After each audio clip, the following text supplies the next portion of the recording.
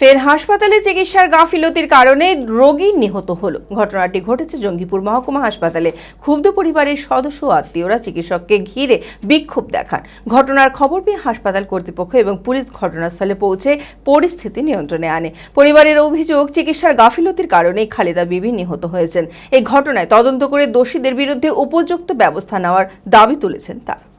মানসিক স্বাস্থ্যের জন্য সবার আগে যে নামটি মনে ভেসে ওঠে, সুস্থ মনের ঠিকানা মনোবীক্ষণ।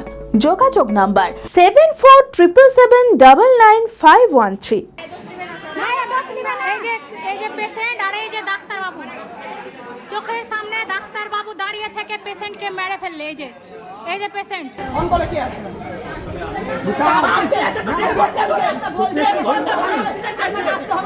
সিস্টার আপনাকে কল করেনি? সিস্টার আপনাকে কল করেনি? আপনাকে মানাই না সিস্টার কখন কল করেছে? দেখি আপনাকে মানাই না সত্যি বলছি। আপনি ওয়ান করে আছেন, আপনি ওয়ান করে আছেন। সিস্টার কল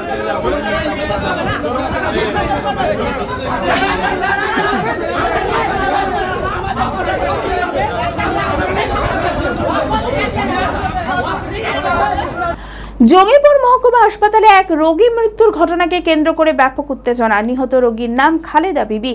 তিনি রঘুনাথগঞ্জের মির্জাপুর সাদিকপুর এলাকার বাসিন্দা। পরিবারের অভিযোগ, পেটের ব্যথা নিয়ে অসুস্থ অবস্থায় মঙ্গলবার খালেদা বিবিকে হাসপাতালে নিয়ে আসা হলেও কর্তব্যরত চিকিৎসকরা সময় মতো চিকিৎসা করেননি। দীর্ঘক্ষণ অপেক্ষার পরেও প্রয়োজনীয় চিকিৎসা না মেলায় ওই রোগী মারা যায়। এরপরেই রোগীর পরিবারের সদস্য আত্মীয়রা চিকিৎসককে ঘিরে বিক্ষোভ দেখান। ঘটনার খবর পেয়ে হাসপাতাল কর্তৃপক্ষ এবং পুলিশ ঘটনাস্থলে পৌঁছে পরিস্থিতি নিয়ন্ত্রণে আনে। পরিবারের অভিযোগ, চিকিৎসার গাফিলতির কারণে খালেদা বিবি নিহত হয়েছেন। এই ঘটনা তদন্ত করে দোষীদের বিরুদ্ধে উপযুক্ত ব্যবস্থা নেওয়ার দাবি তুলেছেন তারা। সকাল 8টার সময় ভর্তি করে গেলাম। তারপর ডাক্তারকে বললাম কি পেটটা হচ্ছে না, পেট ফুলে আছে, খুবই ব্যথা করছে, এত ছটফট করছে ব্যথা। ডাক্তার ওষুধ কোনো ইঞ্জেকশন কিছুই দিল না, ইঞ্জেকশন কিছু দিল না। নার্সকে বললাম দেখেন পুরো শরীর ঠান্ডা হয়ে গেল, নার্স আসতে চাইছে না। বারে বারে যাওয়ার পরে আমি কমসে কম 10 থেকে 12 বার গেছি, আমার শাশুড়ি গেছে 10-12 বার। তারপরে একটা দিদি বলে চলেন দেখে দিলে হ্যাঁ শরীর ঠান্ডা হয়ে গেছে, পেট ফুলে গেছে। পেটটাকে ওটা পড়ালো তো আমি ডাক্তারকে দেখানো। ডাক্তার বলছে কিছু নাই, সব ওকে ভালো আছে।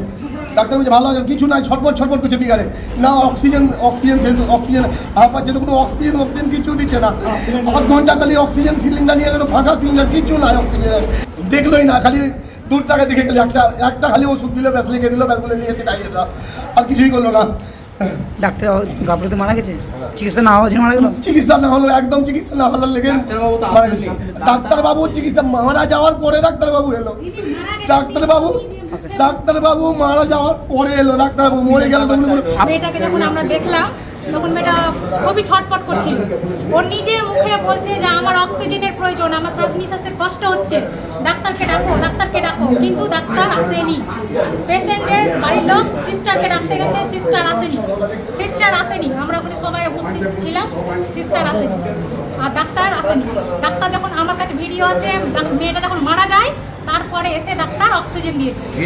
তাহলে কি গাফলতির জন্য মারা গেল? হ্যাঁ, গাফলতি, 100% গাফলতি। আমি আমার নিজের পেশেন্টকে নিয়ে এসেছি, 1 ঘন্টা পর চিকিৎসা হচ্ছে। চরক স্কয়ার হসপিটাল সুস্থতার একমাত্র ভরসা।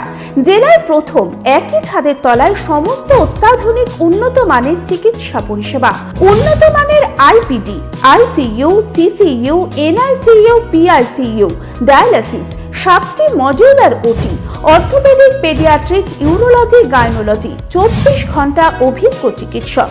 এছাড়াও জেলায় প্রথম ক্যাথল্যাব, সিমেন্স, আর্টিসান, এক্স মেশিনের পরিষেবা থাকছে চরক স্কয়ার হসপিটালে।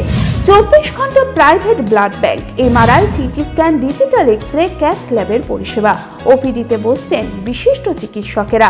রয়েছে স্বাস্থ্যসাথী কার্ডে চিকিৎসার সুব্যবস্থা। চরক স্কয়ার হসপিটাল, 79 পঞ্চানন তলা, চালতিয়া, বহরমপুর, মুর্শিদাবাদ।